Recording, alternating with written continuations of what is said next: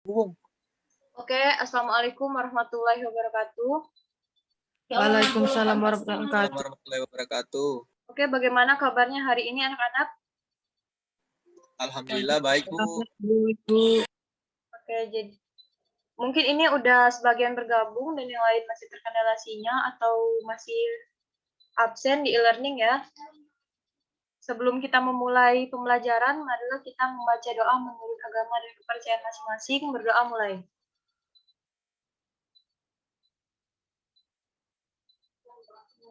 Oke, baiklah, berdoa selesai. Sebelum kita memulai pembelajaran, Ibu absen terlebih dahulu. Dwi Ramdhani. Hadir, Bu. Oke, Maharani Sanjaya.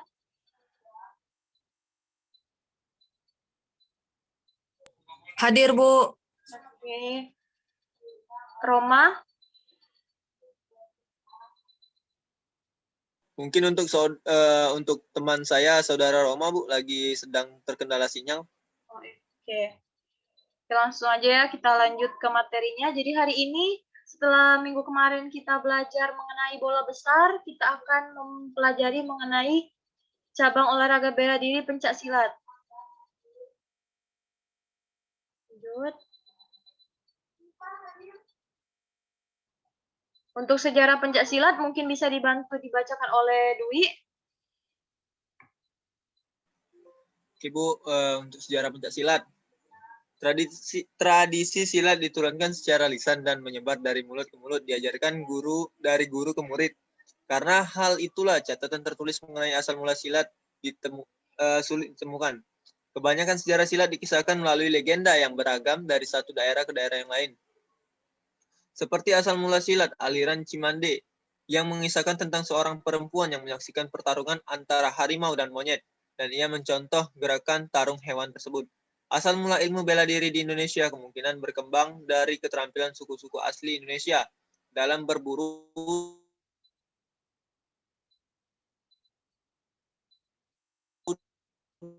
seperti yang kini ditemui dalam tradisi suku Niasyang hingga abad ke-20 relatif tidak.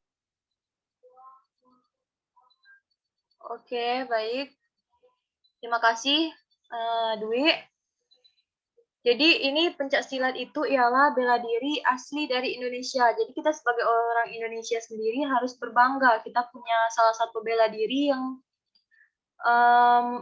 menjadi yang dipertandingkan di mancanegara. Lanjut. Untuk pengertian pencak silat itu sendiri, pencak itu merupakan gerakan dasar bela diri yang terkait dalam pertaruhan, digunakan dalam belajar, dalam latihan, dan dalam pertunjukan. Untuk silat itu sendiri, gerakan bela diri yang sempurna dan bersumber dari kerohanian yang suci dan murni, guna keselamatan diri serta menghindarkan diri dari bencana atau perbuatan jahat. Unsur yang terkandung dalam pencak silat itu ada keterampilan, budi pekerti, pembentukan kepribadian, religius, semangat kebangsaan. Oke, lanjut. Untuk induk organisasi pencak silat di Indonesia itu ada IPSI, yaitu Ikatan Pencak Silat Indonesia.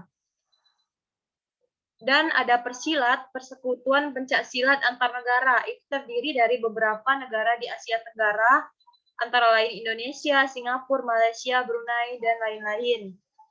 Berdasarkan fungsi pencak silat, itu dibedakan menjadi 4, yaitu sebagai olahraga, sebagai kesenian, sebagai bela diri, dan kebatinan.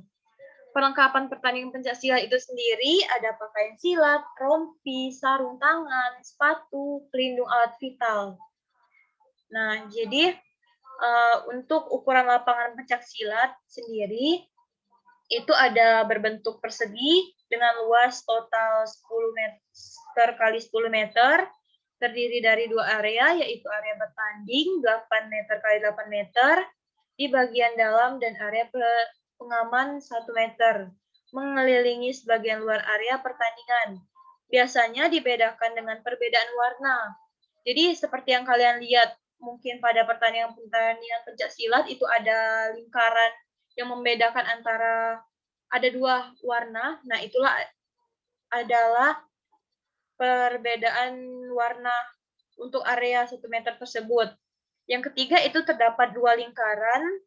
Lingkaran 1 berdiameter 3 meter digunakan sebagai jarak sikap pasang dan lingkaran 2 berdiameter 8 meter digunakan sebagai batas karena di area bertanding. Yang keempat itu ada 2 sudut-sudut yang berjauhan, biasanya 1 puzzle matras berwarna merah dan 1 puzzle matras di sudut lainnya berwarna biru. Nah, jadi untuk teknik dasar pencak silat, kita hari ini akan membahas sikap pasang terlebih dahulu karena ada beberapa teknik dasar pencak silat. Jadi kita akan terfokus dulu ke satu teknik, yaitu sikap pasang. Sikap pasang itu sendiri adalah teknik berposisi siap tempur optimal dalam menghadapi lawan yang dilaksanakan secara teknis dan efektif. Sikap pasang dapat berpola serangan ataupun belaan. Dalam pelaksanaannya, sikap pasang merupakan kombinasi dan koordinasi kreatif dari kuda-kuda, sikap tubuh, dan sikap tangan. Tinjuan dari taktik penggunaannya terdiri dari, maaf tadi terkendala sinyal. Nah, jadi sekarang Ibu akan menampilkan video mengenai sikap pasang itu sendiri. Bisa dilihat anak-anak?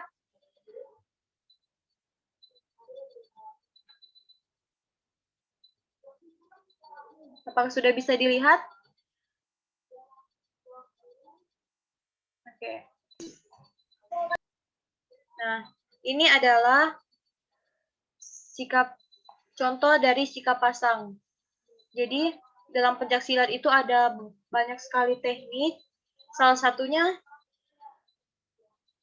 yang kalian lihat saat ini, bisa kalian pahami dan amati pola gerakannya. Nah, ini ketika dilambatkan atau di slow motion, gerakannya seperti ini kurang lebih. Nah, mungkin bisa dipahami ya, sikap pasang itu seperti apa sejauh ini.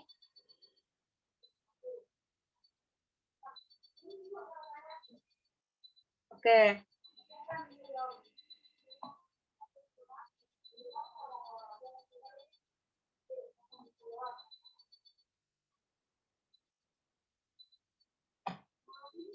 Nah, untuk sejauh ini mungkin segitu dulu yang Ibu jelaskan. Apakah anak-anak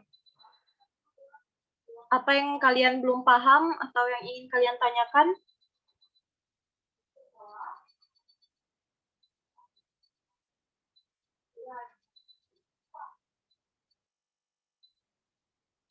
Yuk, tanya yuk.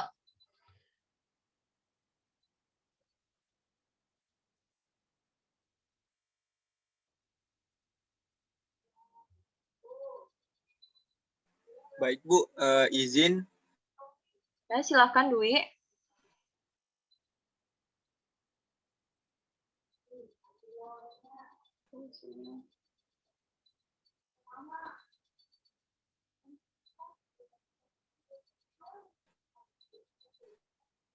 Saya mau bertanya Bu. Ya, silakan Dwi. Cabang fu dan lain-lain itu. Oke. Teman-teman yang lain mungkin apa yang kalian ketahui mengenai yang ditanyakan teman kita tadi? Baiklah, mungkin Ibu saja yang menjelaskan. Jadi, perbedaan dari taekwondo, karate, pencaksilat, dan lain-lain itu, taekwondo itu lebih menekankan pada kelincahan gerakan kaki. Karate sendiri itu memiliki variasi pukulan, tendangan, bantingan, dan kuncian. Gerakannya itu cenderung kaku dan bertenaga. Nah, untuk pencaksilat itu sendiri hampir sama dengan karate, memiliki variasi pukulan, tendangan, bantingan, tapi dia itu lebih lembut gerakannya. Jadi, karate itu lebih kaku, sedangkan pencaksilat itu dia lebih lembut. Jadi untuk membedakannya dari sana, Nak. Tapi dia, walaupun dia lembut, dia lebih mematikan. dibandingkan dengan yang lain. Nah, untuk bela diri, termasuk diantaranya itu taekwondo, karate, silat, kungfu, dan lain-lain, sebenarnya semua jenis itu sama saja, bagus semua. Tergantung selera masing-masing. Tapi kita sebagai masyarakat Indonesia, Ibu sangat menganjurkan untuk kita itu bisa lebih mencintai dan mengembangkan bela diri asli khas Indonesia. Nah, jadi begitu saja Dwi. Bagaimana, apakah Dwi sudah memahami apa yang Ibu jelaskan tadi? Untuk sejauh ini saya sudah paham Bu terkait penjelasan dari Ibu tentang perbedaan dari bela diri yang lain seperti taekwondo, karate, dan pencak silat serta yang lainnya Bu. Terima kasih Bu. Oke, terima kasih Dwi. Oke, anak-anak, mungkin waktu belajar kita hari ini akan habis. Mungkin bisa kita lanjutkan minggu depan. Terima kasih. Sebelum kita mengakhiri pembelajaran hari ini, kita menutup dengan membaca doa menurut agama dan kepercayaan masing-masing ya. Berdoa mulai.